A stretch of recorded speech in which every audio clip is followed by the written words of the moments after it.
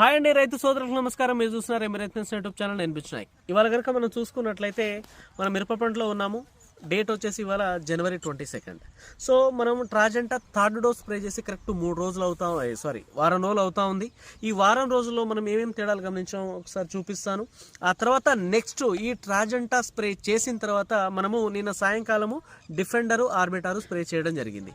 ఇది వచ్చేసి మనకి నల్లి నల్ల తామరకి ప్రజెంట్ 2 రాష్ట్రాల్లో ఏదైతే నల్లి నల్ల తామరకి ఇబ్బంది పడతా ఉన్నారో రైతులు దగ్గర 1,50,000 మంది రైతులు, అంటే 1,50,000 ఎకరాల కంటే అరౌండ్ ఒక 70,000-80,000 మంది రైతులు దీన్ని స్ప్రే చేసుకోవడం జరిగింది. 1,50,000 ఎకరాలకి అంటే చిన్న విషయం కాదు. ఇవాళ రేపట్లో విస్తీర్ణం తగ్గింది అయినా కూడా ఇంత స్ప్రే చేస్తూ ఉన్నారు అంటే ప్రజెంట్ నల్లిని నల్ల తామరని అంత సమర్థవంతంగా కంట్రోల్ చేస్తూ ఉంది కనుక ప్రజెంట్ దీన్ని స్ప్రే చేస్తూ ఉన్నారు.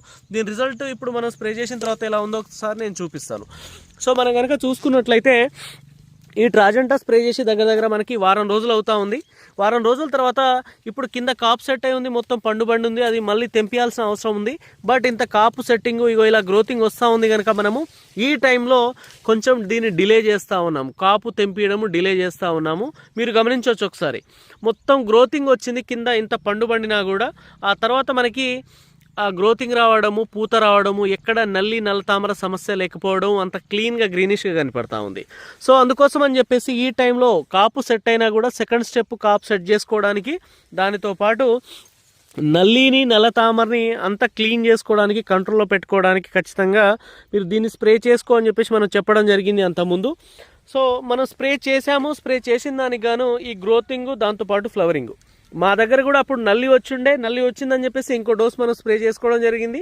ఆ స్ప్రే చేసిన దాని తర్వాతనే ప్రజెంట్ మనకి ఇలా గ్రోతింగ్ రావడము, వచ్చిన గ్రోత్ మీద ఇమ్మీడియట్గా పూత కనబడము, ఆ పూత కాస్త పిందెగా మారుతూ ఉంది.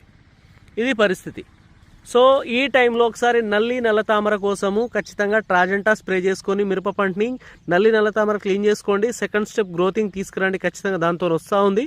అలాగే మంచి కాప్ సెట్ అవుతూ ఉంది. ఆ తర్వాత ఒకసారి డిఫెండర్ ఆర్బిటర్ అయిపోయిన తర్వాత ఖచ్చితంగా ఒకసారి వారధి.